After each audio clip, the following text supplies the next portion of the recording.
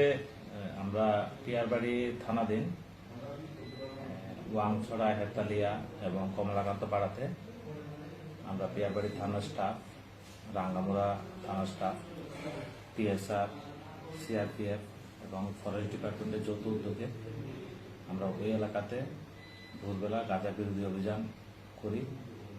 এই অভিযানে আমরা 60টি প্লটের মধ্যে সর্বমোট 26,500টির মতো প্রিমেচিউর গাঁজা গাছ আমরা ঘটনাস্থলে ধ্বংস করি এবং আমরা ওই এলাকাতে আরও কোথায় কোথায় গাঁজা চাষ হচ্ছে এগুলো আমরা খবর নিয়েছি।